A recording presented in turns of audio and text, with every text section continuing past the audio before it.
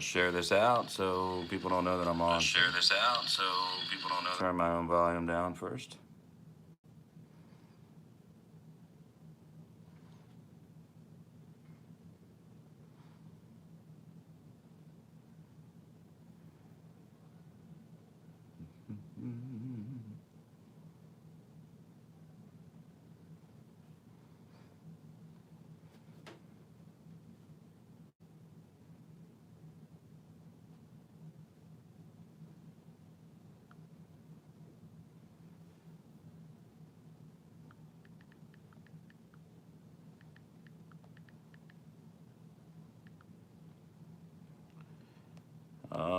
Let's we can always pass this along to our folks to watch later.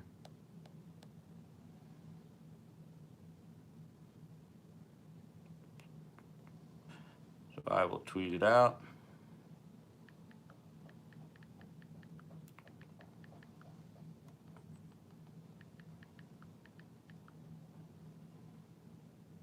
There we go.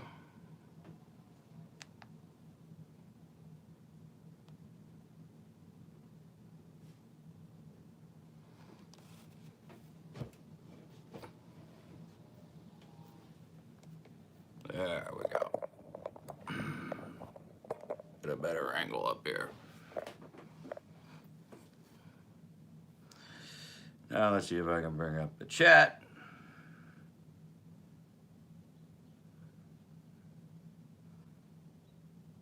So that I can respond.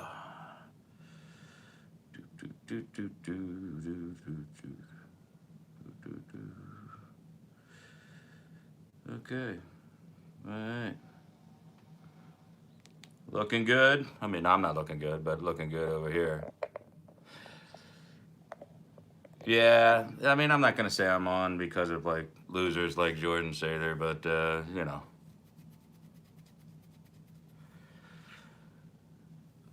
But there are other things to talk about on 9/11 than just the hateful weenies out there that have 364 other days of the year. If they want to complain about government conspiracies and all this nonsense. All right, so. Yeah. So anyway, we're going old school here. We're going to have a polar seltzer and hydrate a little bit. We're going to leave it unopened for those teetotaling bastards out there. First sip goes to the great United States of America, who withstood the worst terrorist attack in American history 18 years ago today and an hour and a half ago. Twitter's a tough place to recall with proper respect and dignity for all of the nearly 3,000 people that died and the hundreds that have since died that helped with the recovery. So let's do it together.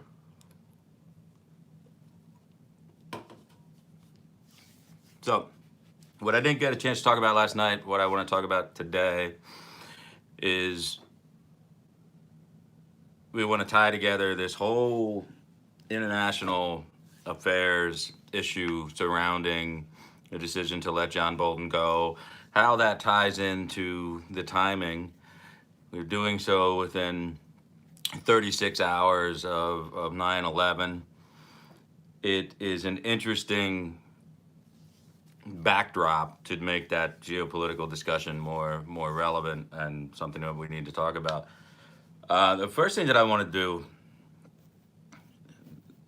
and I'm sure that they're playing games with flags. I know that Twitter is going to play games with hashtags today. I have seen all the same type of media coverage that you have.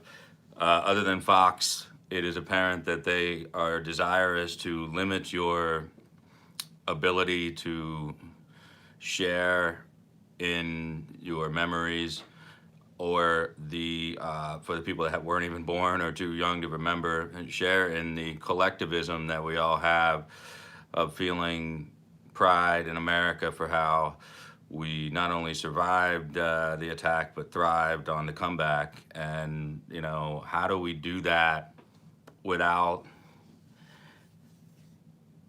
letting them ruin a lot of what it was all about to be a patriot? And the government did a fair job of ruining the whole thing anyway. The government did a fantastic job of ruining a lot of that patriotism and pride by kind of bungling a military response to that, by getting sidetracked in Iraq when Afghanistan was where the people were trained, and leaving Saudi Arabia off the hook largely, even though that they were financially responsible for a lot of this stuff and for a lot of the passports and things that were required to get these jihadist suicide pilots into our country. So what I want to do today is kind of like talk about both John Bolton and kind of marry that message to the current geopolitical drama that we have in Iran, North Korea, in Syria, and Venezuela. How does it all come together? How is it all falling apart? But yeah, I think if you're watching the news, like you're watching the New York Times reporting online, you're watching CNN, MSNBC, I mean, there's just this need to erase part of history. And they want to erase the fact that this was fundamental Islamic terrorism. They want to kind of scrub that language off of the history books, and they want to replace it with the planes, just like they do. And when there's a mass shooting, it's not the shooter, it's the AR-15 that they want to talk about. AR-15 kills 15. The air assault rifle kills 12. So they have a real concerted message that they're trying to drill into your brain, that the guns are what the problem is. It was the planes that what the problem was on 9/11. It wasn't Islamic terrorism, which is just as prevalent today, if not more so than it was in 2001. And to kind of recognize that it wasn't a response, a retaliatory response to some severe presence in the Middle East by the United States that brought this on.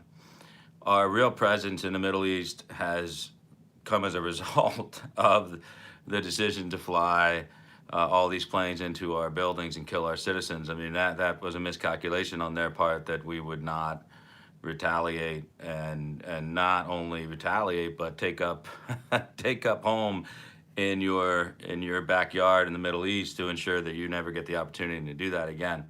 And therein lies the rub for Donald Trump. I listened to his speech at the Pentagon, just ended a couple of minutes ago. There's a real respect that he has for the military. There is a real willingness to respond to aggression to Americans on the battlefield and at home, but it's muddled in between with an actual international affairs policy that makes a lot of sense. So that's why we've got this jumbled sense of what his policy really is. What is the Trump doctrine really about? At this point, we are left wondering, is it more McMaster, or is it more Bolton, or is it somewhere in between? And I think it's a somewhere in between that is what we need to find here. We need to find somebody that can fit this thing perfectly. But before we get too far into John Bolton, I feel very strongly that people believe. So it would seem that Adam believes the official 9/11 narrative mantra. That's very disappointing. Yeah, I mean, I'm very disappointed that you don't understand. Well, I'm very disappointed that there are a lot of quote-unquote Republicans or quote-unquote conservatives who really honestly believe that that there was some type of serial murder committed by the United States government in concert with maybe the Israeli government. We're talking about things like nanothermite being used on steel beams, and that this was clearly an implosion meant to bring down the buildings internally, and the jets were just, I guess, the salad dressing used to ignite all the other sources of already deposited explosives, which were carried into two of the most highly secure buildings in Manhattan. Somehow, hundreds and hundreds of pounds of explosives were strategically just, put on the steel beams throughout the structure, which allowed it to fall in a controlled demolition. Now, that has been studied, that has been thoroughly reported on, and that has been debunked time and time again. If you remember, Jesse Ventura, a little bit of a nut himself, decided to commission a university study on the effects of thermite on a steel beam, which was not even quite the size of what we were dealing with at the World Trade Center. There was a lot of sparks, a lot of smoke, a little bit of fire, and there was no real structural damage to the steel beam. So there's really, I mean, I really hate to even get in too deep to this stuff, but when you deal with a large segment of your own base that has this proclivity to just disbelieve everything that the government has said or is saying, you would have to also believe that Donald Trump is perpetuating this conspiracy and keeping it buried. Like, Donald Trump can declassify whatever the hell he wants. Donald Trump could commission a study and say, I want the government to study exactly what happened to these buildings in Tower 7. Well, let me tell you I'll tell you about Towers 1 and 2, and then I'll tell you a little bit about 7, okay? There weren't any damn planes on 9/11, not one. Yes, they were loaded with explosives for 2 months. No. Oh, God. Our government, trust me, I've worked for our government. It is so ridiculously inept. It is unbelievable that we function on a day-to-day basis with our government, particularly prior to 9/11. We can't carry out any operations, foreign or domestic, that tend to go very well. And there's another thing that Americans can't do very well, and that is keep a fucking secret. So, the fact that this conspiracy was managed to be carried out with Jordanian help, Saudi Arabian help, and they're also working with the Israelis, obviously, and the American government, and the Taliban in Afghanistan, all working together in this really sophisticated plot to bring down the World Trade Centers, and then that we would be forced to drag ourselves into a long and bloody war in the Middle East, which would feed the bloodlust of the military-industrial complex. I suppose that's what he's saying. Trump himself on 9/11. Pardon me for reading the truth or crap. The 1,500 plus, 1,500 plus. That's all been debunked. For every 500 people, structural engineers, or all these other theorists out there, they have all been debunked by 3 times that many in the academic field. So it's disgusting that I really have to talk about this. But the fact that they will come at you with things like, what about many engineers said to know where the buildings fell with fire? What about the ones more that say that it did? What about the more engineers who nearly universally agree that that's exactly what happened? So let's talk about jet fuel. Let's talk about implosions. Let's talk about controlled demolition versus an explosion, fire-fueled collapse of a building. So we know that the jets were loaded with fuel for a transatlantic flight. I mean, not transatlantic, but transcontinental. They're basically going across country. These flights are loaded with fuel. Not much of it was burned, obviously, getting from Boston to the New York towers. So obviously you're flying in at a very strategic floor level. The initial one being, I think, like between 90 and 100 floor, and then the second one like 74 through 84, something like that. What you're doing then is when you fly those planes through the structure, it goes through the core of the structure. So the core of the building has service shafts. It has service shafts down the core of the building, and then of course they have the other elevator shafts, multiple elevator shafts, which are there. If you watch the planes go through, and they go through at like 600 miles an hour, you're going through, and then the explosion of the jet fuel will ignite, and it will blast down through. It'll go with the oxygen as it ignites, and it'll blast its way down the elevator shafts and the service shafts down the core of the building, and it'll also sear the cable cords on elevator systems, which will send elevators dropping nearly 100 floors straight down the shafts. And it'll be a scene like the Die Hard scene where Bruce Willis drops the detonators on the elevator going down, except he'd cut the cords too.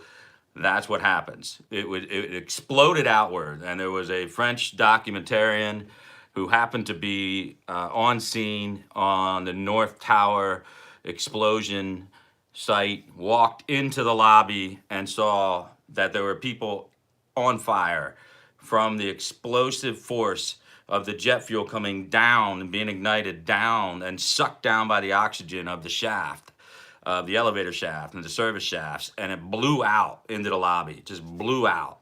There were no detonations. There's no seismic material, or no seismic, no seismic material or evidence or anything empirical that we could look at that signified an explosion, additional explosions that were occurring before the planes hit.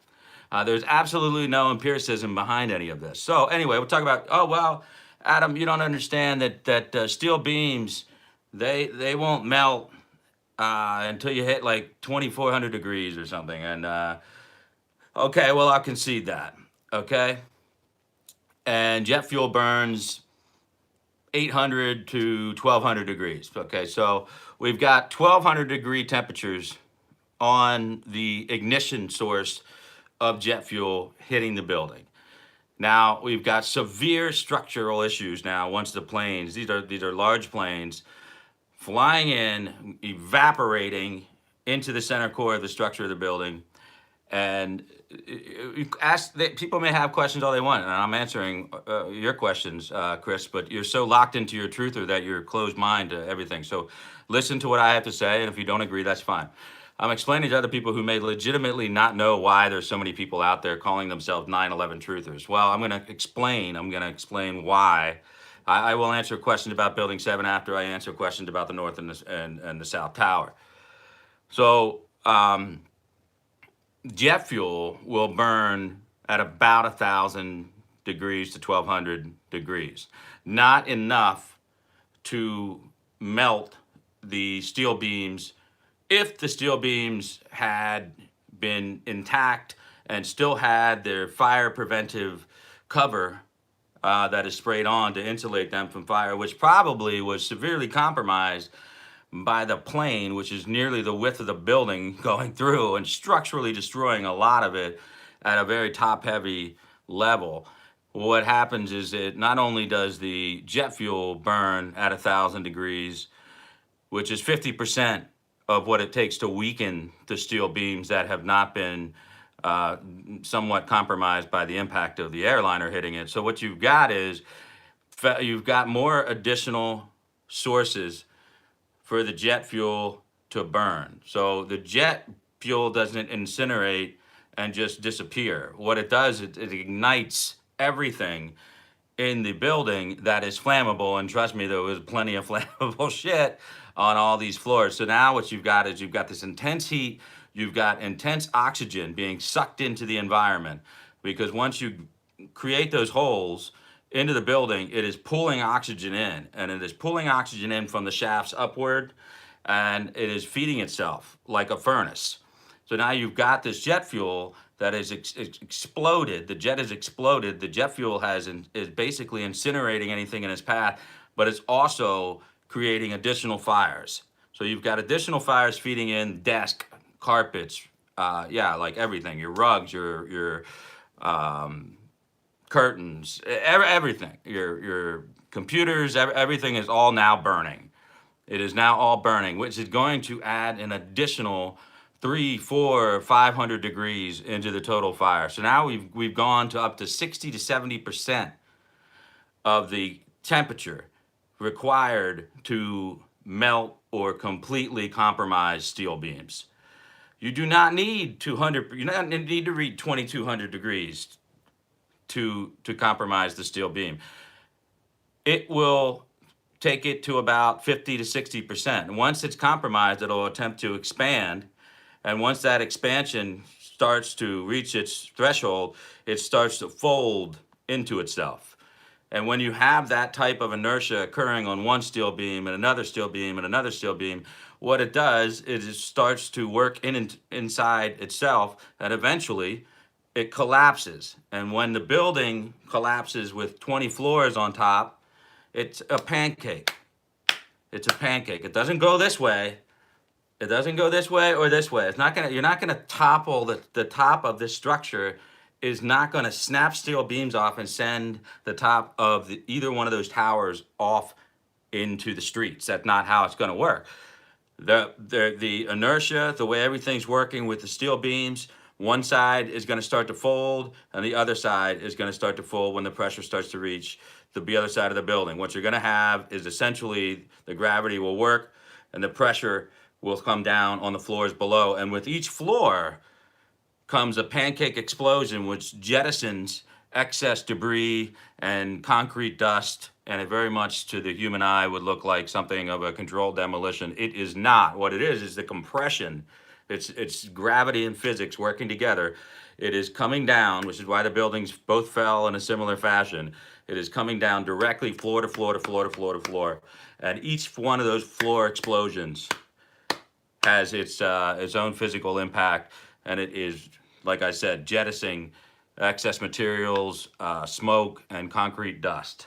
So the theory that they have is that there were already explosives strategically placed on some of these steel beams that somehow snuck into the building. Somehow they snuck into the building and strategically placed explosives. Now, there are no traditional explosives that could be snuck into the building and that would be able to work in concert with the flights hitting them at that time. What they say now is, now that thermite has been proven to be not, somebody says that they found thermite at the ground level of the explosion. Okay, thermite, you can check it out yourself on a Google search. Once the truthers and the so-called engineers within the truther movement found that thermite might have been discovered, they had no chain of custody. There was no direct causation link. It was just a conspiracy. Thermite was used. Okay, well, here's the problem. Thermite would not do what it needs to do to these steel beams. So they have a different theory, that the military has a specific type called nanothermite, which burns at a higher temperature.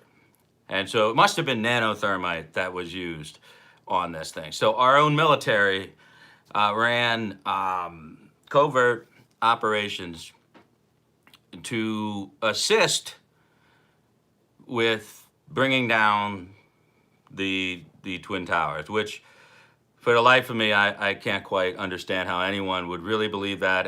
You could not find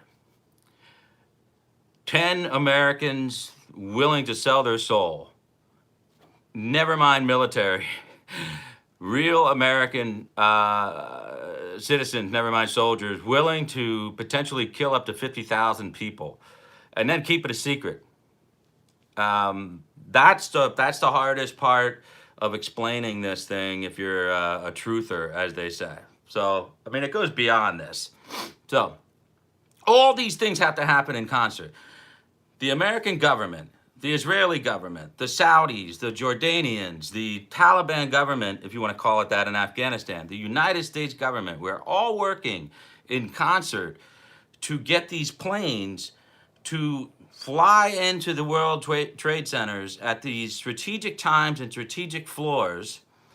And also, we want to hit the Pentagon for some reason. So we want to hit the Pentagon too. So we managed to pull that off too, which is pretty crazy. And then we have so we've got the Flight 93. So how do you explain Flight 93 then?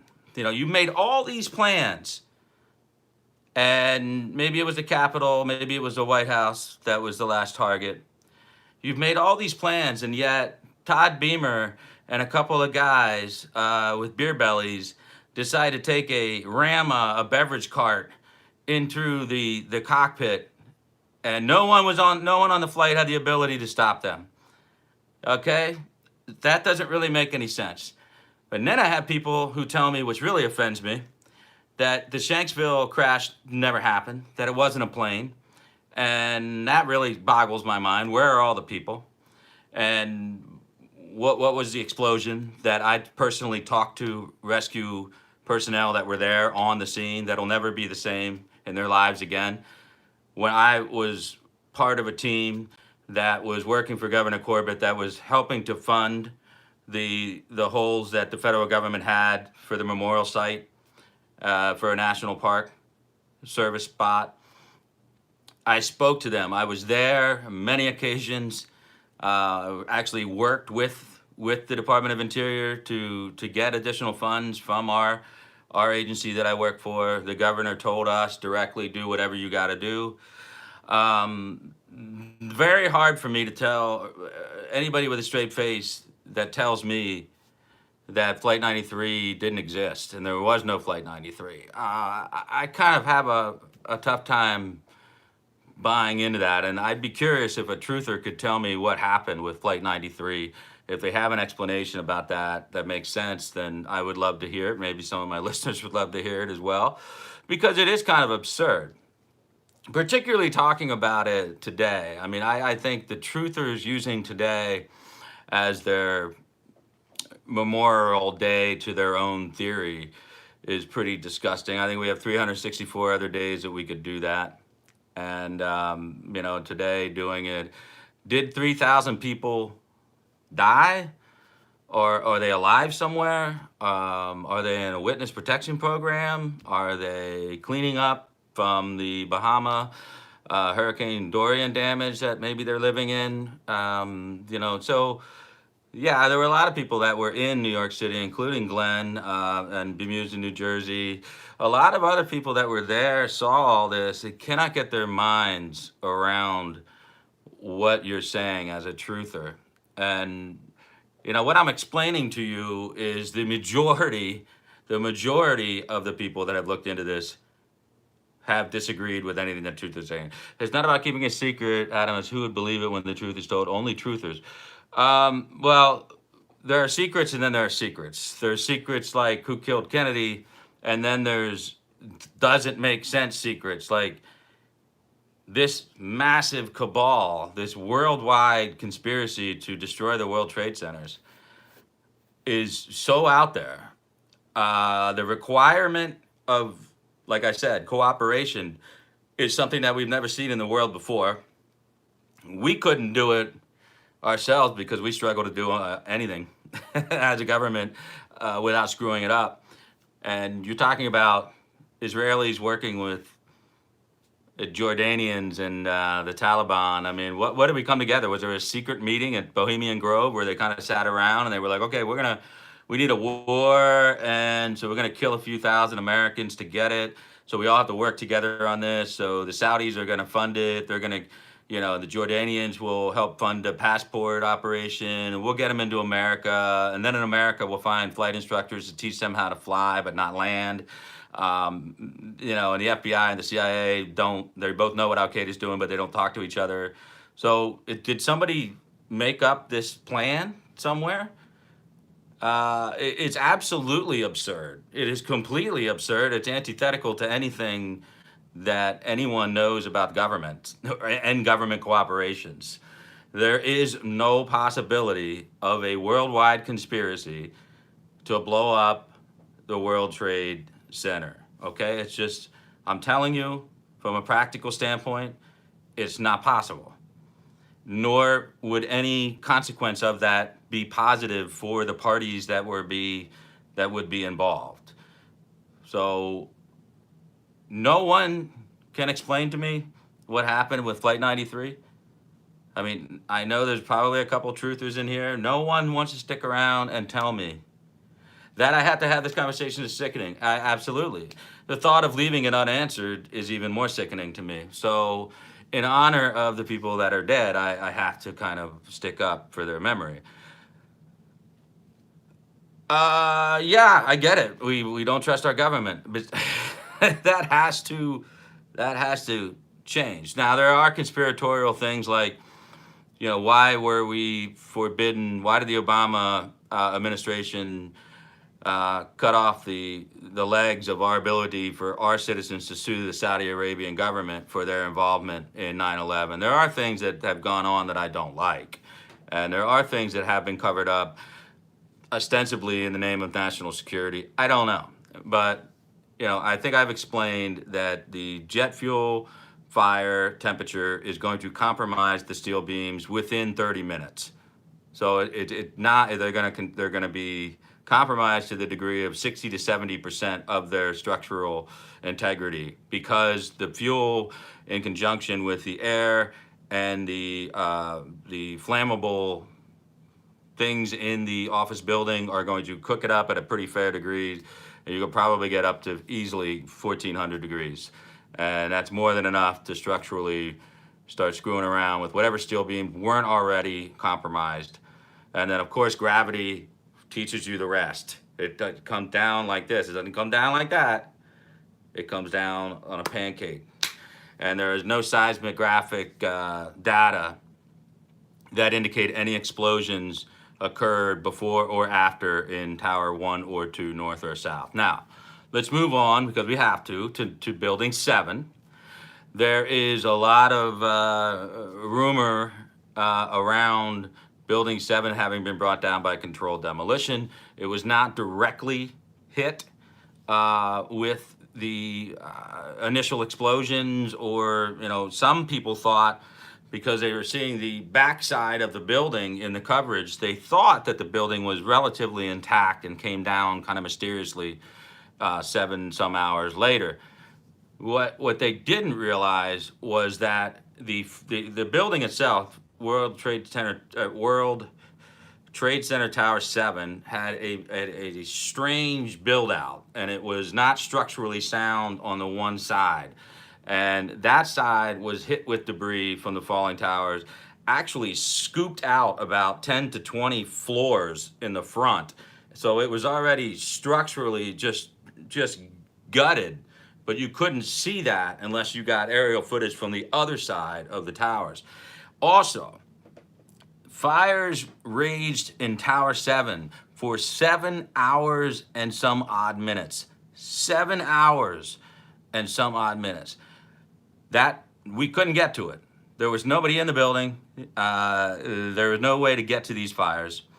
And they were being fed from small generators to large generators, including the generator in the basement for emergency use was actually part of feeding the fire to the roof. So the whole structure from basement to ceiling is on fire for seven hours. So that's a pretty big deal for a building that's already been structurally compromised by the debris. So it comes down, and working with government officials, they indicate no seismic data that included any explosions. So there was no controlled demolition. It fell down the way that it was compromised. I can't tell you that there's more than 5% of anybody with an academic background that will tell you any differently. It's just, I'm sorry, that's the truth. That you want to believe that your government lies to you. I'm sure your government lies to you every day. But in this case, just because the government wants to keep information from public purview does not necessarily indicate the presence of a conspiracy.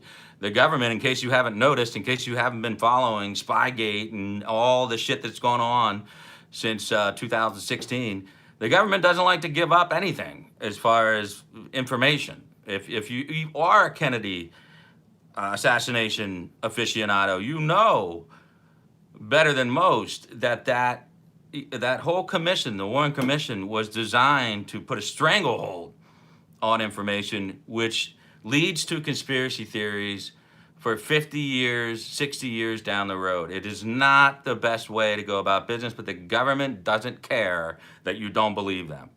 The government doesn't care that your family wants to sue the government or the insurance companies, or some guy took out a big policy and then didn't show up for work on 9/11.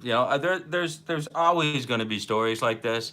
So not only are the governments of the United States, Saudi Arabia, Jordan, the Taliban in Afghanistan, and then American contractors who must be secretly doing CIA work.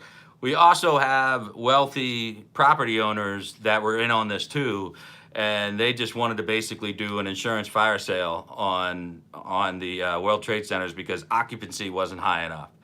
Well, holy hell! If that really happened, that is the greatest conspiracy in the history of man. You know what's not a conspiracy? Is like 2,996 people dead. We'll see you, Cindy. You can watch this later. I have more to say on John Bolton and stuff, but the people are dead. The people are still dying that worked in the recovery. I just, on this day, I want to honor their memories by saying that if you're spending your day on Twitter or Facebook spreading conspiracy theories, maybe do it tomorrow. Maybe do it the next day, and that of the 3,000 and some, including the people that worked in the recovery, hundreds of which are dead and dying. If you could, maybe wait till tomorrow. Yeah, I mean, they're saying there were no planes. Okay, well, then where are the passengers? It is something that. It's an emotional day. I think you don't want to go back to where you were. I think a lot of these conspiracy theory guys always think the government's lying about everything. And so they have this natural predisposition to not trust the government. I understand you. I understand where you're coming from. But where are the people? The people are dead. There were planes. We know that. Where'd they go? There were some pretty prominent people on a couple of those planes. I don't think would disappear off the face of the earth, including former Solicitor General Ted Olson's wife, who was on the plane to hit the Pentagon. So I keep hearing all of these things, and it's very upsetting because it didn't just impact the 3,000 people that died and their families. It impacted a lot more of their families and friends around them and the survivors. So we all who were old enough to grasp what was occurring remember the horror of not knowing what was next. And that's the thing that gets glossed over too, is, when you're startled with this reality of 2 planes hitting the tower, getting these press reports that there are up to 10 more planes and nobody knows what the target is. It was a pretty upsetting day for a lot of people, and not just the people in New York. I think, around the country, we were feeling a little bit a sense of what was felt, I think, with Pearl Harbor, and more, 60 years before. So I think that you've got to show respect to people who are grieving, certainly families and friends of people who died. But we also, in order to remind ourselves of those moments, you must go back and relive them and watch the clips of them and listen to the messages that they left their loved ones while they were flying into their doomed destinations. They're very real, and you'd have to be a heartless prick to listen to these calls that were being made by these family members and then talk about how it's all big government conspiracy. You'd have to be a heartless prick to listen to the sheer panic in the voice of the air traffic controllers and their supervisors and the military commanders in charge of the flight responses, and listen to the fear and the unknown in their voices. You will hear the reality of the situation. And it was grave, and it was powerful, and it was deep and profound for everybody that was involved. So it was something that is still, it's tattooed on us. And so maybe some people deal with that PTSD of the moment by denying that it really happened, or that our own government did this to us. They must take some small measure and comfort from that. But I have no psychologically stable opinion as to how that can happen.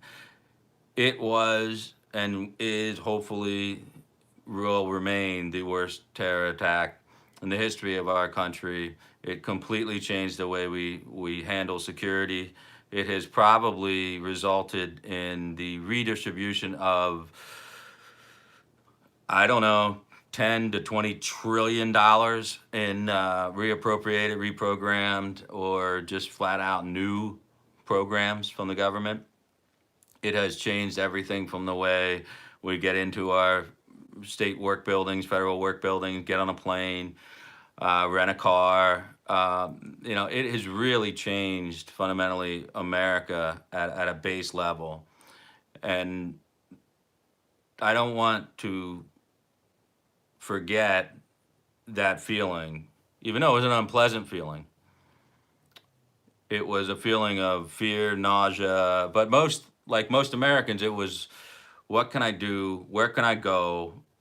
I've got to do something. Boom, boom, boom, boom. What can I do? And a lot of Americans just wanted to call their family members. And I remember at this early days of cell phone technology, it shut all the towers down. For some of you that are too young to remember this, everybody got on their phones at once and called everybody. They called their wife, they called their brother, their sister, their mother. It didn't matter if they were in California. It didn't matter if they were in New York. They picked up the phone and they called. And it shut the whole cell phone system down. It was down, and that added to the fear. My God, they've cut the communication lines. I mean, it was like a Red Dawn scene for about an hour. If you're old enough to remember that, I know they did a reboot. I didn't really like it, but it was like a Red Dawn moment for us. We didn't know if parachutes of like Russians or Cubans or somebody were going to come flying out of the sky. So it was a really heart-wrenching, fear-inducing moment. And at that point, I was done with my political economics at Bloomsburg. So I was at LVC to get my poli-sci, and I was continuing my education. So instead of paying the tuition, I was working as a campus police officer. And so at that point in time, I was working 7 p.m. to 3 a.m. And so I was mostly living right off campus with my girlfriend at the time. But for some reason at that point in time, I was at my parents' house, and my mother and I was sleeping. I still had my room, and I was sleeping, and my mother just came busting into the room saying, something like, we're at war, something like, a hell of a way to wake up in the morning. I just went to bed at like 4.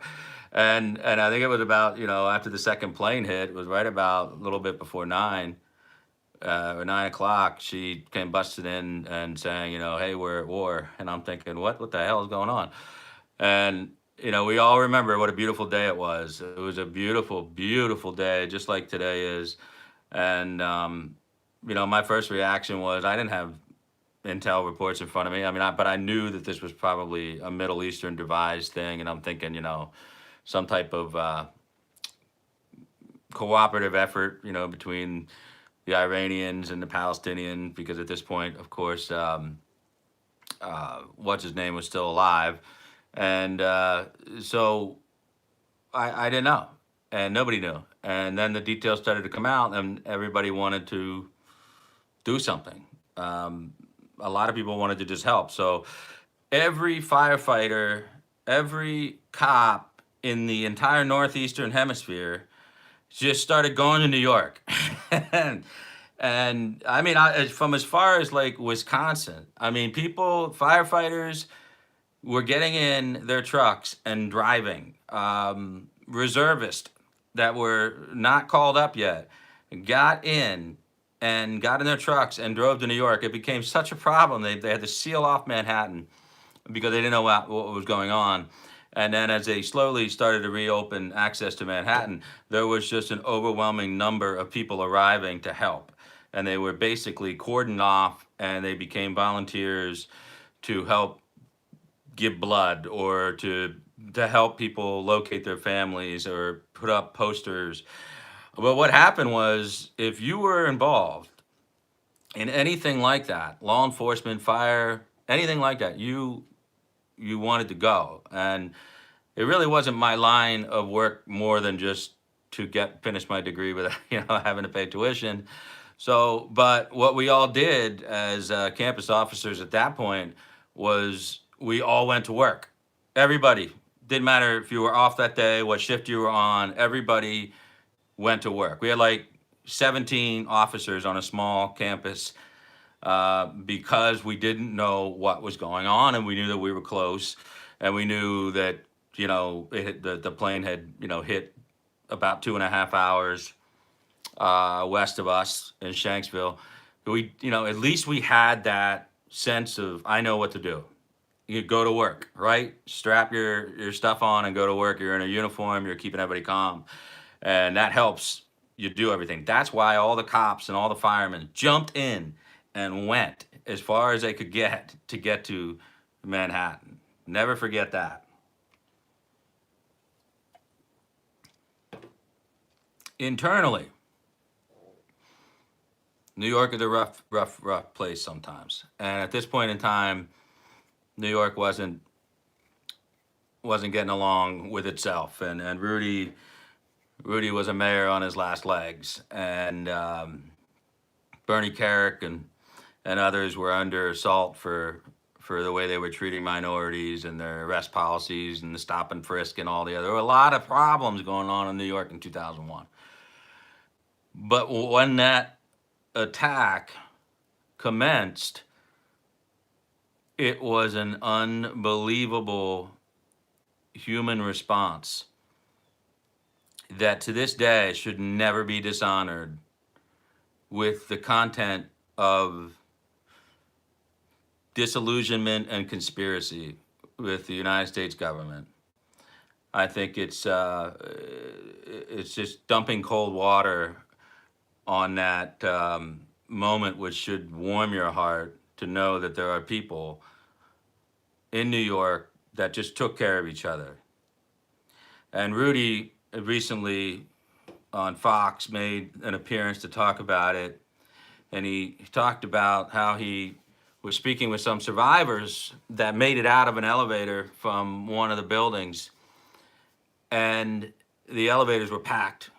They would pack 30, 35, 40 people in there if they could jam them in there and get them out, get them down. And he told the story about how one elderly gentleman kept sending people ahead of him, and they kept trying to get him in an elevator, and he just kept sending people in. He's like, I've lived my life. Anyone younger than him, he would just push them into the elevator. And he said, I lived my life. He never made it out.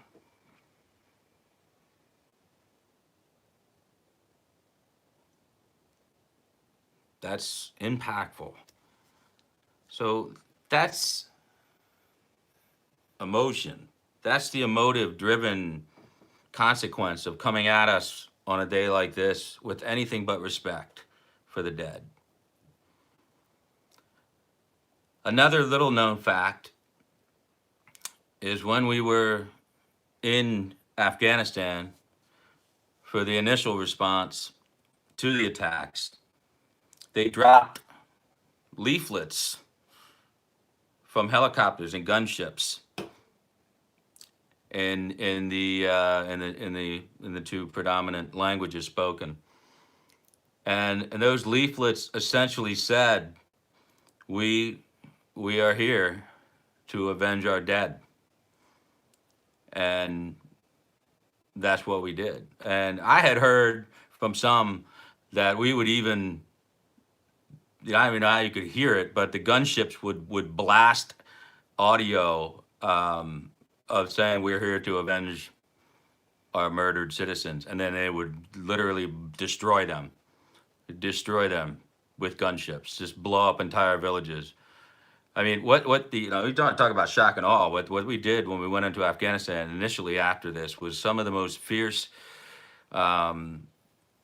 mental warfare that we've exhibited probably in our nation's history. I mean, we went psychological warfare on them, and we basically demoralized them and frightened them and overwhelmed them because they just did not think that we would respond in that fashion. But we did, and we did it in a way that was very personal. It was a very personal thing.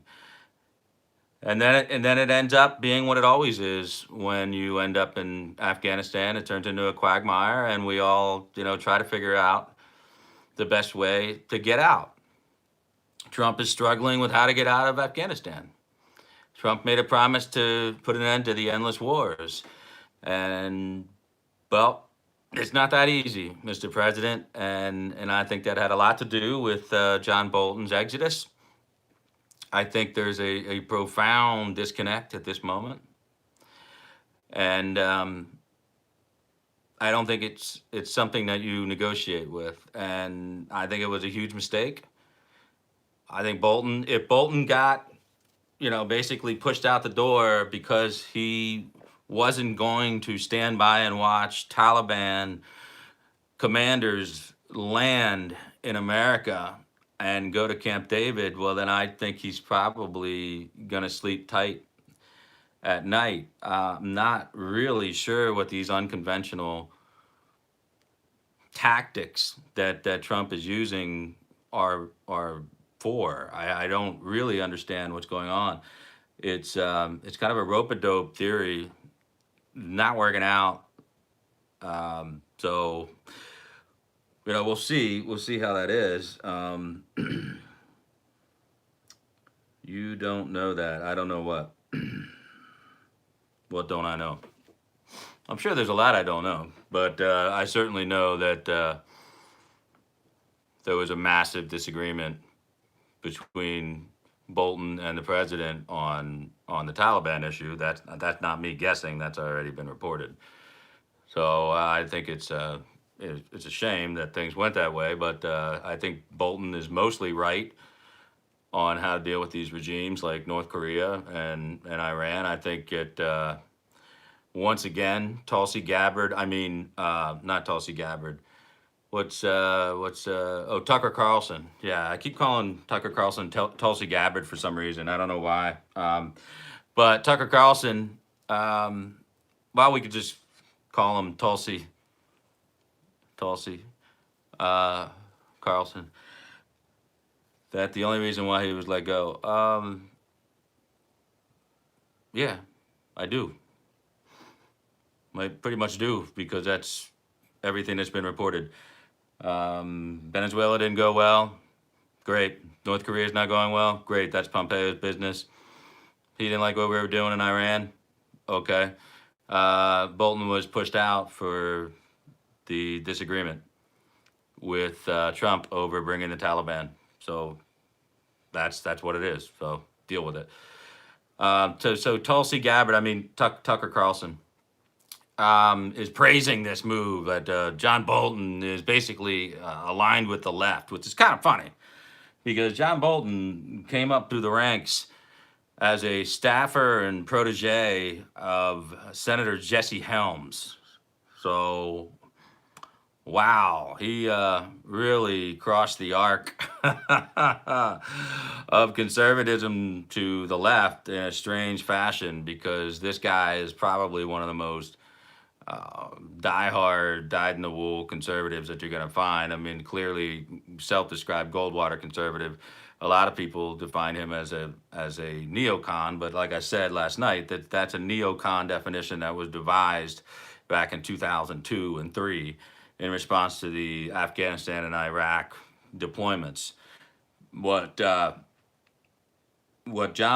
made John Bolton somebody that could work and did work with Trump was the fact that he defended America's interest above all things, primacy across the board.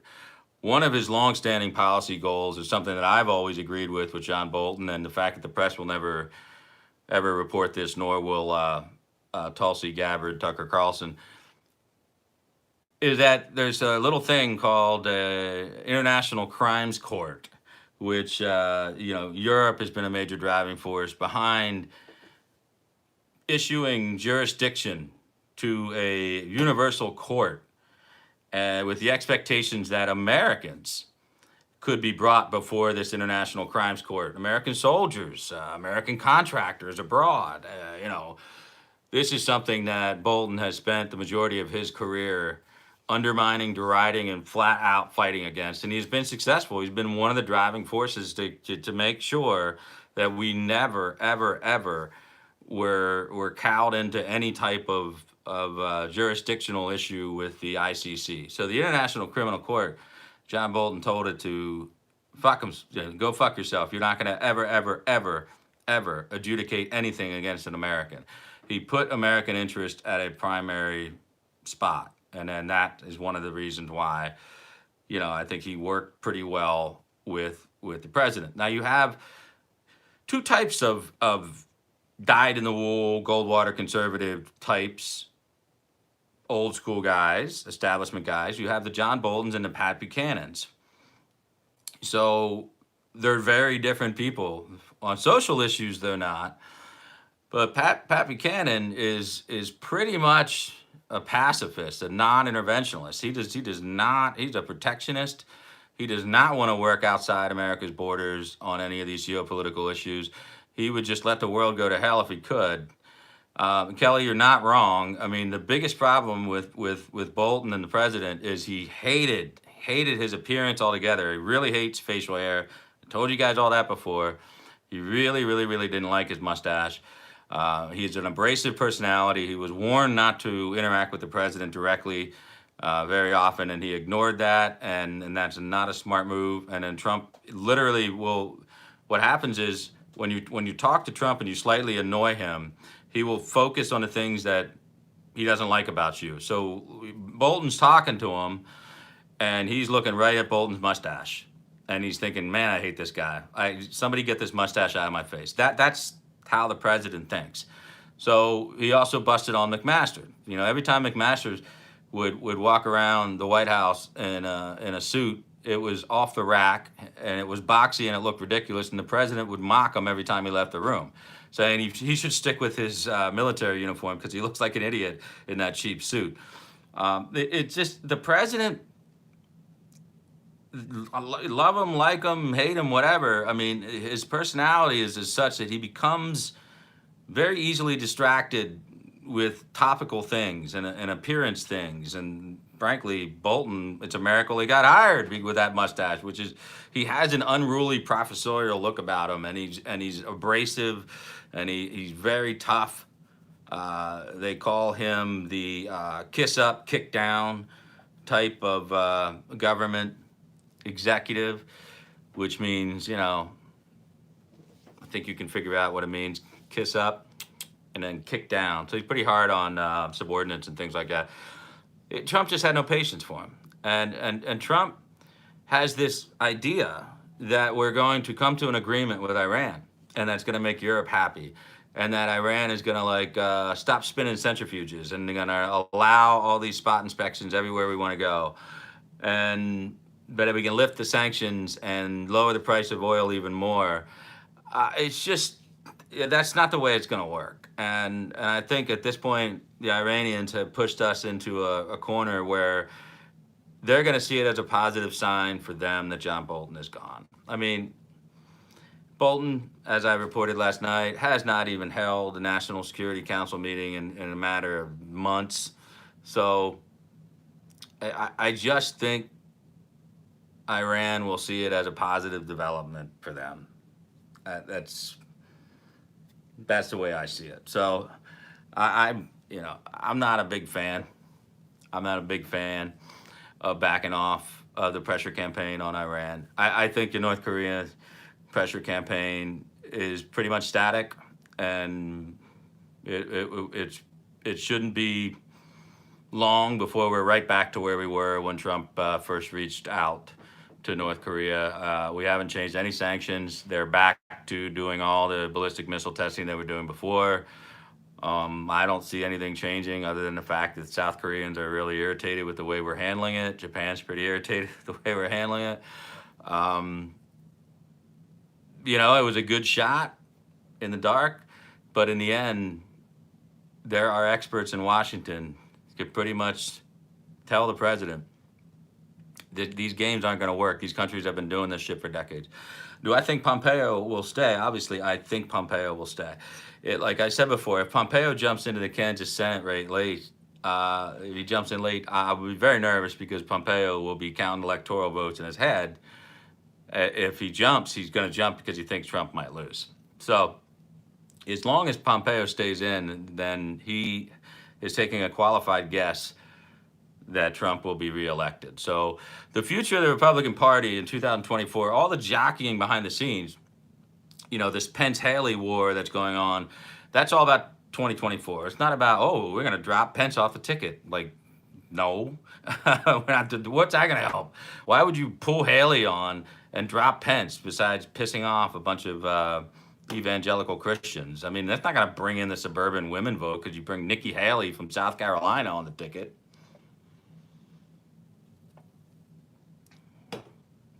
Those rumors are self-started. Those are self-starters. That's jockeying for 2024 position between Pence, Haley, and Pompeo. They're the three right now. And who can blame them? Because somebody's got to freaking get the torch passed to them from Trump. And I hate to disappoint you Dynasty fans out there. It's not going to be Ivanka. It's certainly not going to be Junior. So I got to say, it's going to be one of those three that bears the torch. I'm not a huge Haley fan either. Pence has been pretty loyal and pretty impressive. But Pompeo is probably the weightiest of the three, and by weight I mean like metaphorically with gravitas. But he's obviously the fattest one out of them all too. So, but anyway, I really do think Pompeo has pretty good head on his shoulders, counterbalancing some of Trump's worst instincts, and but I also think he needs to push back harder because right now our diplomacy, which once made sense, is now unraveling again. So it's got to become stabilized because in order to put the ground firmly under Boris Johnson's feet so he can do what he has to do with Brexit, we need to have a better situation with all of our geopolitical demands. We can't be making these drastic changes where people don't know what kind of deal they can make with America that's going to be upheld. So make no mistake about that. I think we need some stability. And I don't want to wear, I know people have got opinions on Haley and, all this other stuff, but it doesn't really matter. She's not coming on the ticket. Don't have to worry about it. That's a 2024 thing. Let Haley get out there and campaign as hard as she can for the president, and we don't have to worry about saying that we don't like her or some damn shit like that. So, not important, again. The reason why I wanted to talk about Bolton and 9/11 on 9/11 is because, the biggest albatross, besides that mustache of his, around his neck is his involvement, with the Iraqi weapons of mass destruction bullshit. And he was there and he was part of it. That was his job as an undersecretary. And he's kind of a dick too. Sheree, you're right.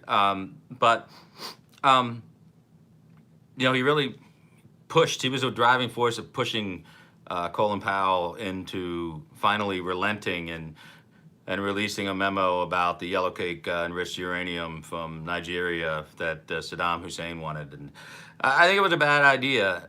Everything that happened, Mueller lied before Congress. I believe Bolton has been dishonest about that. He's done a lot of good things, putting America first, but he's got some blood on his hands, American soldiers, blood on his hands for Iraq. And I don't think the president ever forgot that. And I think a lot of people who don't like John Bolton have not forgotten that either. So I'm not crying in my seltzer water that John Bolton was dismissed. I will cry in my seltzer water if this implies a softening stance against the Iranians. I think that would be an historic mistake.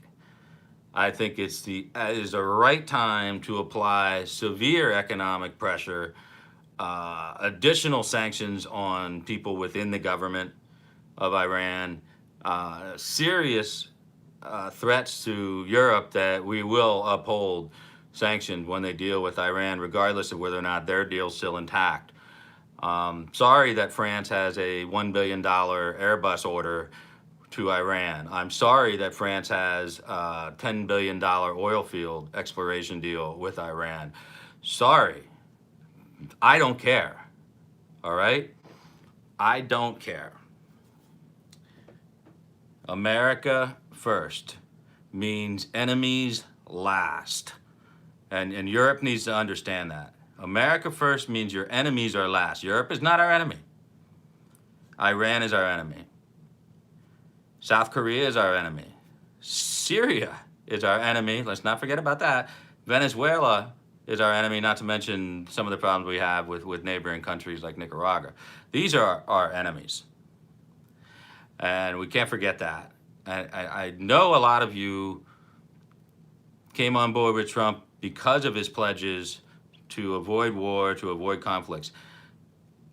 This is economic warfare. And I don't believe in equating threats of force with the use of force. I think diplomatic language requires us to threaten the use of force. Listen, I've explained this before, I'll explain it one more time. It doesn't matter what your economic expanse and value is as a country if you do not have the military value and expanse to protect that fortune. You're only as rich as your military allows you to protect your resources. That's been the case since the early days of colonialism. What happened in every major empire is they stretch out too far and it starts to collapse in and of itself, and it just breaks up, and there's power struggles, and then it's piecemeal republics, and then everything goes to hell. So you have to have military control over your assets to protect your assets, to call in your debts, and or force others to forgive your debts. I mean, if you have the military, you can do all those things. So that's why it's not a waste. The Democrats call our investments in the military essentially a waste of money that should go to social programs. No, that's how you fail. That's how you become what Great Britain is now. I mean, you just become this self-sufficient, barely functioning economy that protects its own commodities and isn't really interested in importing anything. And that really limits your growth. And the sad state of their Navy, which was once the greatest the world had ever known, it can now barely get a rescue ship to the Bahamas and can barely get a warship to guard their tankers in the Strait against Iran. So I have a high degree of confidence in Boris Johnson. I would like to give him all the backing we possibly can. I would like a trade deal to start to percolate with, screw this multilateral bullshit. I want a unilateral trade deal with the UK, and I want it to be sexy enough that they feel they will have a buffer of some type of scab getting ripped off if the EU does not consent to some principal agreement when they leave in October. So anyway, I don't want to get too far off track here. Bolton out the door on 9/11. I mean, there's symmetry, there's symbology going on here. The president is making a point, and I think it's a shift. I think it's a shift in the way he's going to move forward on some of these negotiations. That's my personal opinion, and I'm not quite sure where it's going.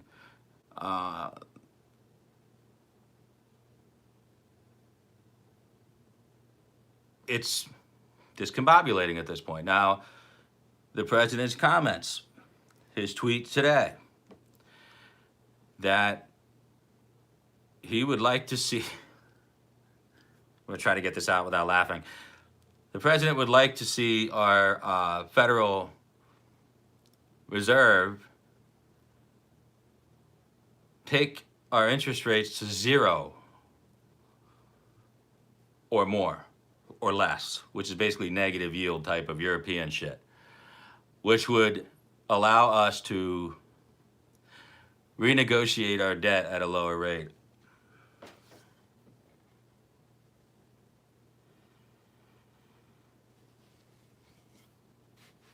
I think I just did exactly what Larry Kudlow probably did when he read that tweet.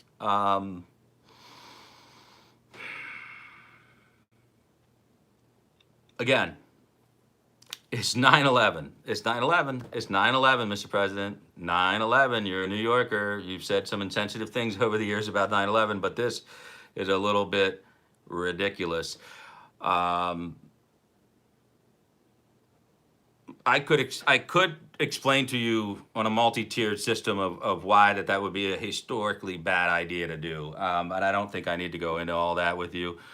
Let's just say that if I had somebody on here who was an expert and economist, they would probably agree with me that that would be a boldly unnecessary move for the Fed to take, and it would probably throw the entire world economy into quite the tizzy, and it really wouldn't have the effect that he desires.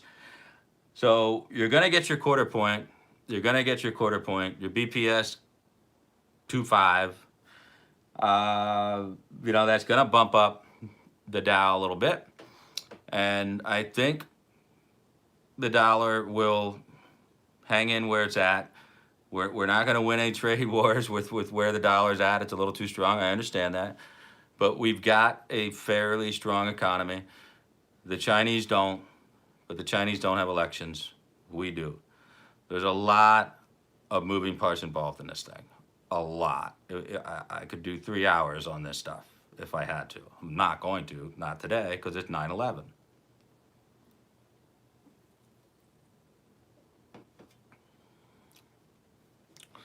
So, let's recap.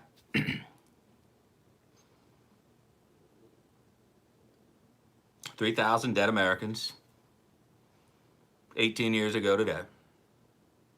Hundreds more have died since who worked on the recovery sites. I think we owe them all moments of silence throughout the day, in whatever form you want to do that in, prayer, meditation, and otherwise.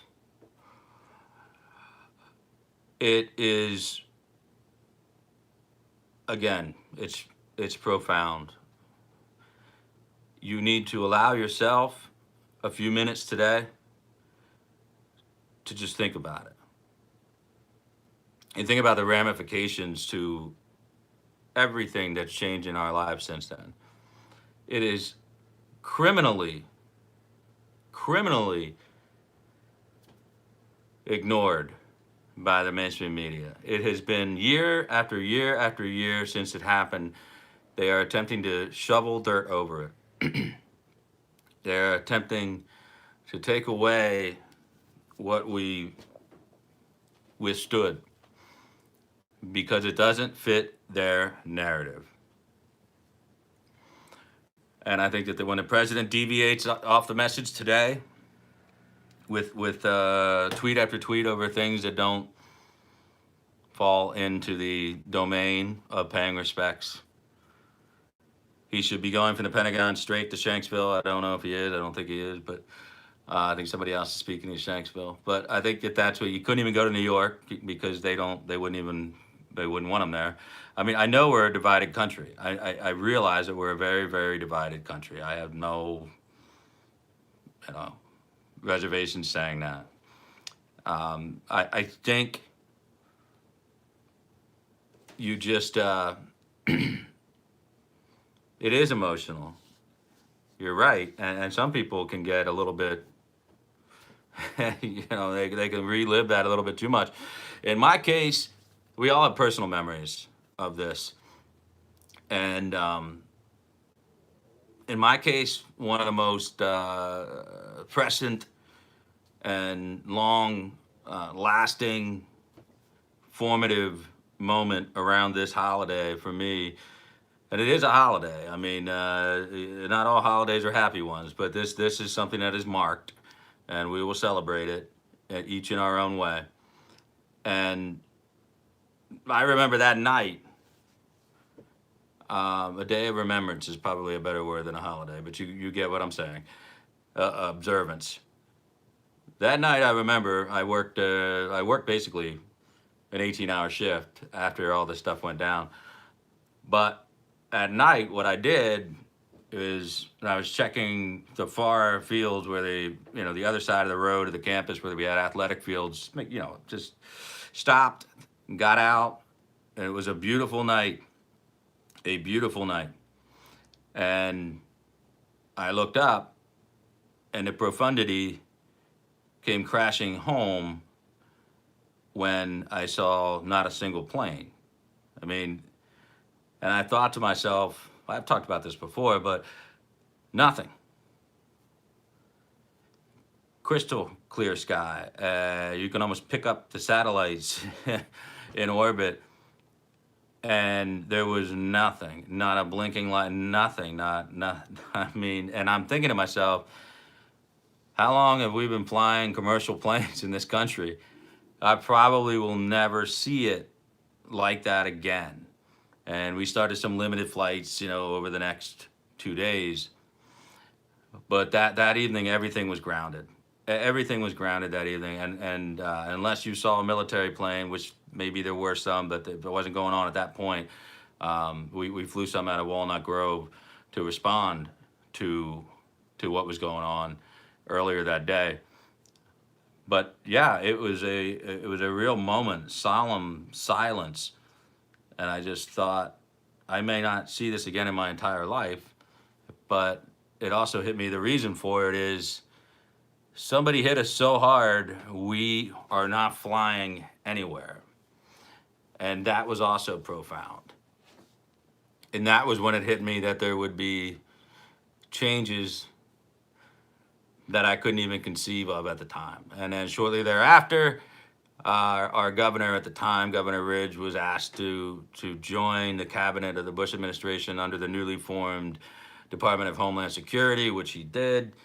And then you saw the conception of things like TSA and these joint task force between all the other agencies.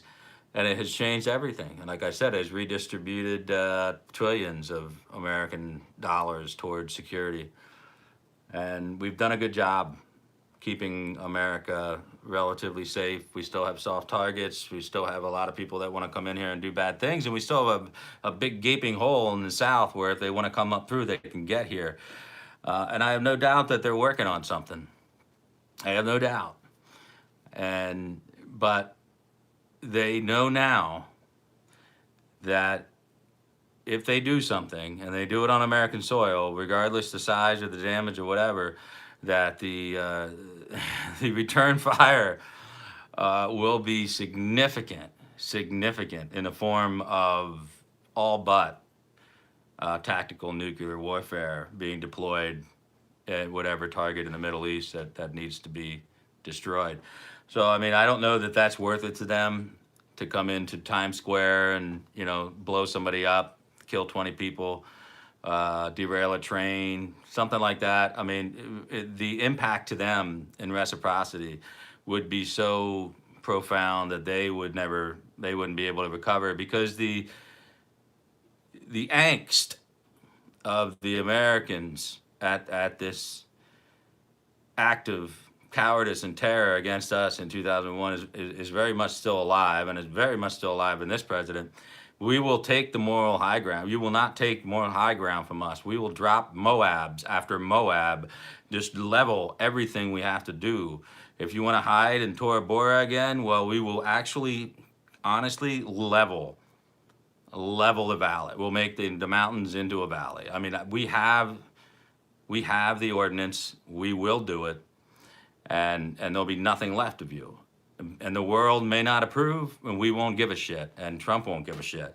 So the last thing they're gonna do is do that. Yeah, I saw that feisty. I put it up there. I put it up there with his name, even though Twitter probably doesn't like that. Um, I'm surprised they reported his name. So, um, yeah, I think that's why we've been safer as a country, is because they know now that it's a catastrophic, disproportionate response that's coming from us to them. And they also see that it brings unification, where they prefer us to be a divided country as we are right now.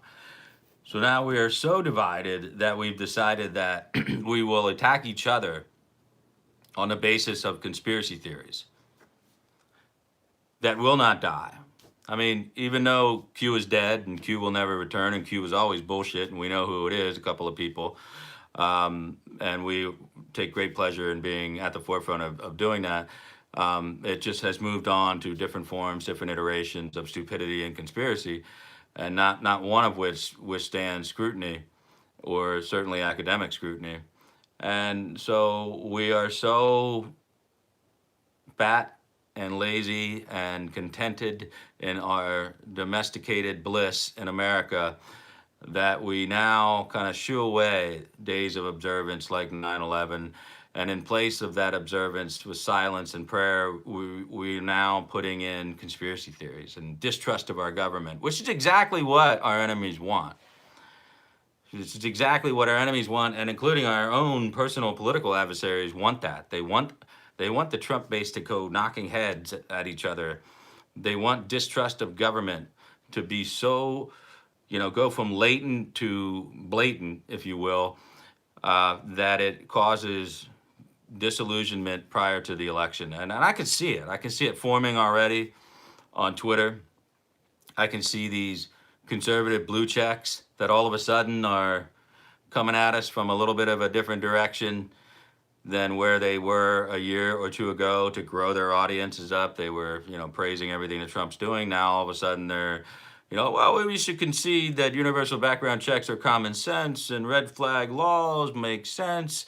And, that's the kind of thing you got to watch for. And I think there's a lot of that going on right now. And I think there are people, and particularly in the peacenik crowd. And I know there are a lot of people that came over to Trump because of his promise to stop the endless wars. Okay, that's really hard to do, but okay, I get it. I'm in favor of deployment of stealth technology, stealth weapons, bombs, ordnance, drones. I don't want anything but the most highly trained special forces on the ground in minimum numbers to effectively put that ordnance where it needs to land. I don't want a lot of people over there. I don't want infantry troops trotting around any other country either. But what the side effect of that is causing division in the base. And I guess I am being a little derisive when I say peacenik, but the peaceniks drive me crazy. The peaceniks who have like this,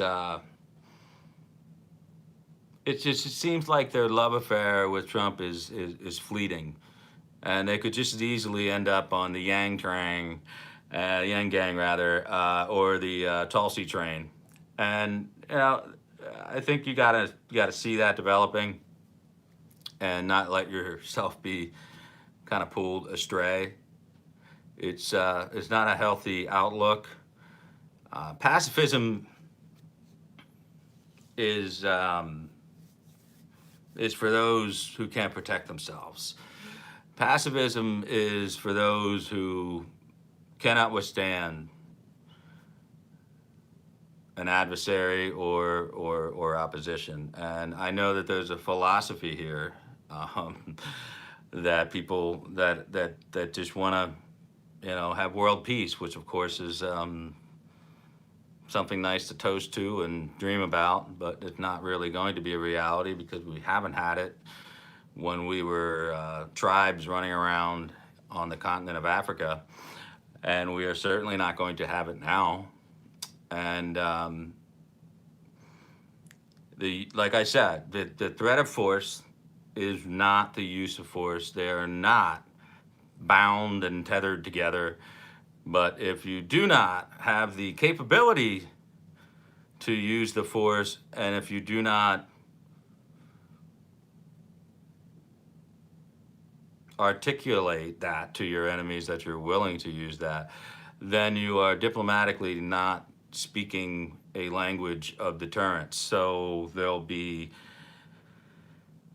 times and places and people and adversaries that will take advantage of us in our situation, as they have, as China has for the last 25 years. And you look at China, and they're building out this one China policy, and we've kind of like sat there and watched them just kind of claim, Taiwan and hover over Hong Kong since '98. And yeah, definitely peace through strength. And I talked a little bit about Nixon's 71 and 72 negotiations with the North Vietnamese, which was, peace with honor. And that is something that I think Trump is trying to achieve here. It's just that there is no honor in our adversary. And I don't know how you gain a peace with Taliban, because we have nothing we want from them that they can concede to us. So there's no way we can issue a power sharing agreement with the Taliban and the current Afghanistan democratically elected government, because that'll simply turn into the North and the South Vietnamese conflict, or North and South Korean conflict. There'll be a geographical tribal conflict in Afghanistan the same way there is now. If you draw a damn parallel, or worse, you draw a borderline, you're just entrenching it, calcifying it forever. And I think that's a terrible idea. I think the only way to do this is blow them back to the Stone Age, and use your stunning air power to get that done. And I am deeply saddened that will result in the loss of life of civilians who have been put in harm's way by the Taliban, used as human shields. I really am, but there's nothing I can do about it, other than risk my own family in the future. So, it's something, if you want to do, if you really want to be America first, and you know that the Taliban is taking back ground that we have bled and died for. 2,400 troops alone dead in Afghanistan, I think. Americans, I think the saddest memorial in our country is the Vietnam Memorial. I mean, the saddest thing about seeing about 57,000 names on that is I cannot explain it to my 5 and 6-year-old daughters. I cannot put it in terms other than the fact that the initial conflict was designed to stave off the spread of communism through Eastern Asia, which, granted, was necessary, but could have been done in a much more, I don't know, proficient way. And it was done with that terrible McNamara-esque graduated incrementalism, which was just a disaster under LBJ and could not be arrested in time with Nixon. So it's something that I take very personally, and I want this president, to understand how difficult it's going to be to end the conflict in Afghanistan. I mean, there are certain things we can do. I want a base in Iraq. I just want a base. I want to work with the Iraqis, like you saw the bombing campaign that we just did there. I want to work with them.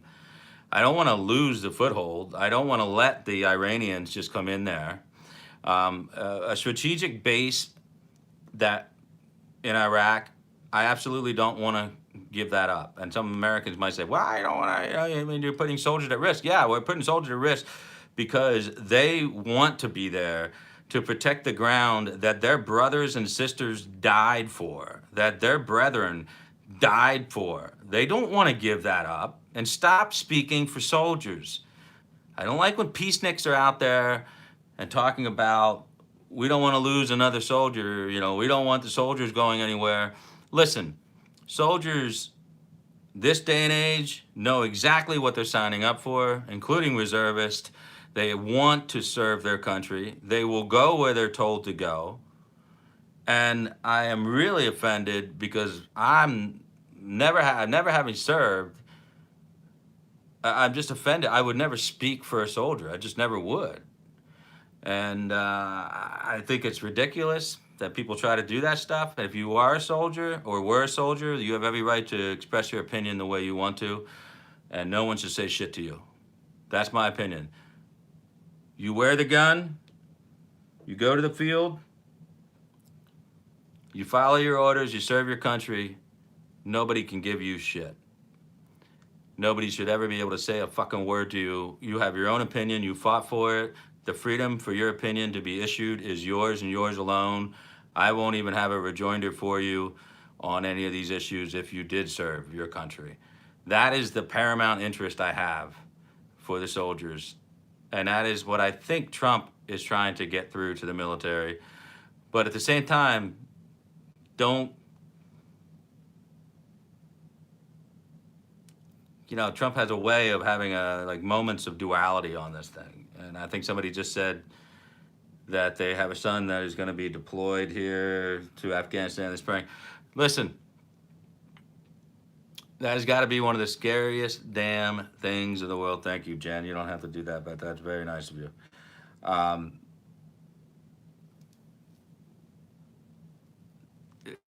It's got to be the scariest thing in the world. I mean, hell, it's your kid. So,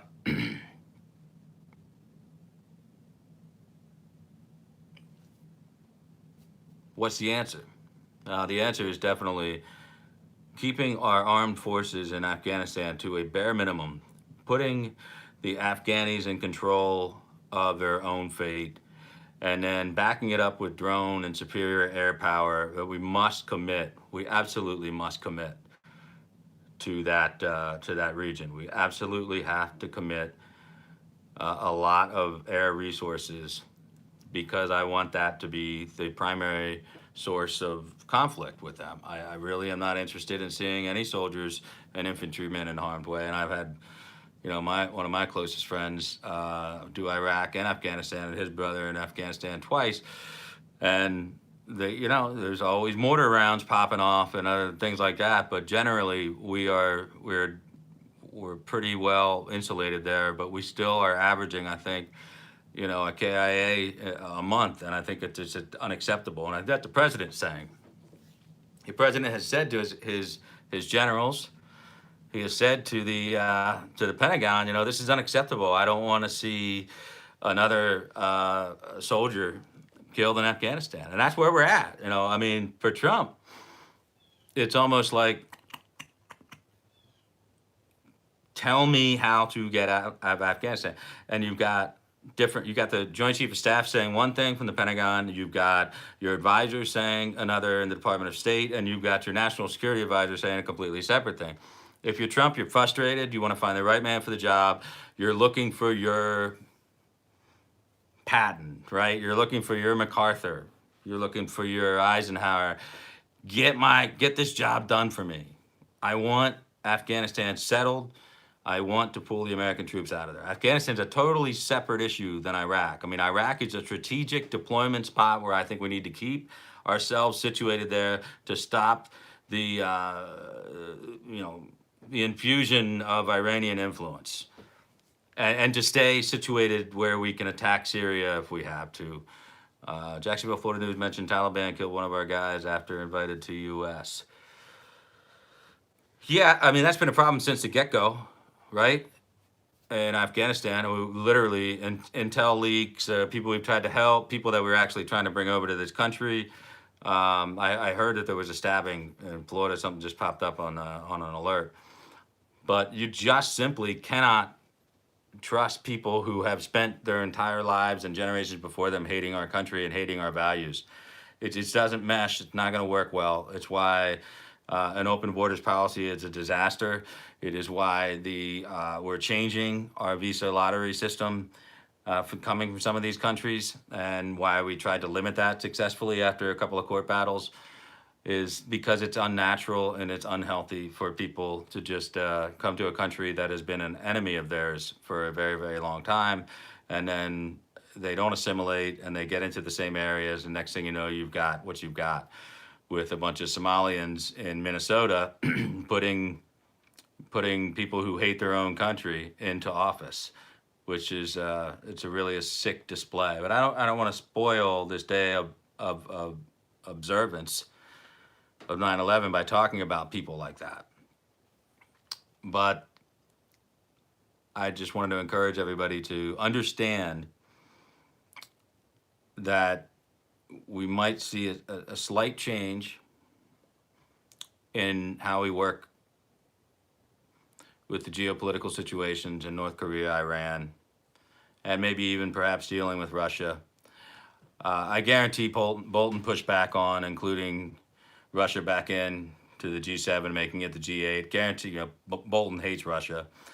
There are a lot of reasons why Bolton went out, but I think that again, like I said last night, the straw that broke the camel's back was indeed, pushing back or perhaps even leaking a little bit of the Taliban deal, and which truly I thought was disgusting, truly a disgusting sentiment that the Department of State or the president or anybody in the administration would dare bring the Taliban in or announce that around 9/11 would be an absolute affront to the people that died on that day and their families who survive every day bearing those scars. Absolute, probably one of the dumbest things that the White House has attempted to do since they were sworn in. I've always said, as much as I agree with Donald Trump on many, many things, a great majority of things, probably 9 out of 10 things, this is one I don't. I mean, I don't see how any red-blooded American could agree that this was a good idea. It was a bad idea all the way through and through. Not on American soil, not without circumstances or preconditions. And I think, tweeting out what he did at the Fed today on 9/11, tweeting out about going to zero interest or lower is just, I can't even, in pure terms of economics, I can't even get it out. Just a very bad idea, a very bad idea, and that's why the White House is insulated from influencing the Federal Reserve. The board governors will make that decision, and it'll be announced and explained by Jay Powell. But from all indicators, I believe that there's a pretty good chance we're going to get our 0.25, and that's going to be a little sugar boost to the economy. It's going to help make up some of the market loss that we are struggling with China. I see some movement with China that I didn't see before, that they actually follow through with some of these market export or import on their end from us, purchases, particularly from ag states. Maybe we'll get some headway on this. I'm a little concerned that George Soros is praising Donald Trump about some portions of his negotiations with China. That's always something that make me nervous. So I think that's all I wanted to say today. Mostly what I wanted to say was, politics aside, that it is a day that should be solemn and it should be intense in remembrance. And I think if you're not prone to anxiety or reliving the stress of that day, that you should expose yourself a little bit to the severity of the emotional wounds that the people who survive that have. And that means listening to the voicemail messages that they left their loved ones. That means viewing the images of people trying to make the decision whether they're going to burn to death or fall to their death from the World Trade Center. I think as disturbing as these images are, I think you should probably, if you are able, withstand them, because to say never forget means never forget. And if you're never going to forget, then you need to relive in a lot of ways what happened that day. Never forget means never forget. And that means sometimes you got to remind yourself, and sometimes you got to watch it. Sometimes you need to feel that emotion again. So put things in perspective of where we are as a country, where we want to go as a country, what our enemies want to do to us. I think a lot of people need to kind of, yes, you got to embrace yourself in the truth, because whatever you believe about the truth of why the towers fell or what happened to Tower 7 or whatever, was there really ever a plane that hit the Pentagon? I mean, if you're really into that weeds, that's on you. But the fact is that those 3,000 people are dead. A lot of those first responders are dead and still dying. I think I owe it to myself, and I'm doing it. I do it every year. There's plenty of programs on National Geographic and other stations that will do the documentaries. A lot of tough stuff to look at and listen to. But that's what never forget means. Never forget is not a hashtag. So you can move on with your day and say, hey, it's a nice day. I'm going to go out and golf, or, hey, I'll just mow the lawn tonight. It is honestly a day of remembrance and observance. You have to do more.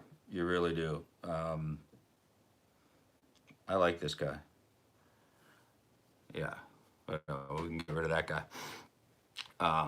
If the Democrats don't want to remember, then that's on them. But I think as Republicans, Trump supporters, conservatives at large, owe it to yourself and to the memory of those who perished to make yourself a little bit uncomfortable. Make yourself a little bit uncomfortable. And I think maybe Glenn will get on Periscope later tonight and maybe tell his story again about the friends that he lost and what he was doing on that day. And he'll put that pain on display that's still tattooed on his brain. And but for everybody else, unless you're prone to that type of post-traumatic stress from that day, I would say make yourself a little uncomfortable, because the people that perished were damn sure uncomfortable. Their families are still uncomfortable. They wake up every day without them. And it's right to make you angry, and it's right to make you, let's just say, question a few things. And that's a good thing. And that's a good thing. So our prayers are out there for everybody who knew anybody that day, that perished that day, that were family members, friends, and we really do. That's another part of today, is thinking about all the people that survived it. And New York is back. It's strong. It's very poorly run, but it's you got to be proud of your country, and you got to be proud to be an American. If you're not, then you're probably a Democrat, and that's just the way it is today. That's where we're at. That's what it all boils down to. So, my message today, the idea was to not impress upon you to make anyone uncomfortable, but just to tell you how I observed 9/11. And I do that by, one, conjuring up that image of that sky, that star-filled night with no planes, nothing, for hours, and staring at it and just letting it kind of wash over me, that's something I'll never see again in my life. And then I spend the day reliving it as the moments went on. This morning was about reliving it every minute as it went on that day. So that means listening to things that are uncomfortable to hear, and watching things that are uncomfortable to see. But that's how I want to remember everything that I felt about that day, and I want to remember what those people were going through and what their families were going through, because yeah, it does piss me off. Yeah, it does make me angry. And yeah, it reminds me about what we've been doing for the last 18 years and why we've been doing it. And for anybody who forgot why we were still in Afghanistan and wants to be Tucker Tulsi Gabbard Carlson and pretend everything is a neocon war, remember that things got started there because we lost 3,000 people, and God damn it, we were going to go kill those mother effers that were behind it. And that's what America is about. And that's what America will be about again if you ever attempt to do that to us. So with that, I bid you adieu. Maybe we'll see Glenn on Periscope later tonight with a little bit more of a New York side of perspective on 9/11. It's a lot more personal for him than it is for a lot of us. He lost a lot of people that he knew very well, and he was, obviously very close and still is close to that area. So I want to thank everybody, and Nicole, thank you. I know I know you were close to the area as well, and I'm only 2.5 hours away, but it felt like it was right in my backyard. And Shanksville, of course, was 2.5 hours to my west, and I was just kind of sandwiched in between. And DC, of course, 2 hours to the southeast. So, I mean, in Harrisburg, we were just kind of sandwiched between all the stuff going on. So it definitely left a huge impression on me. So, uh, thanks everybody for tuning in. And I think Glenn will leave this up and upload it, and you can watch it later. So that's all I've got. So I'm going to sign off and say, God bless you. God bless, President Trump. God bless the United States of America. God bless all the people who lost their lives 18 years ago today and their families. Peace.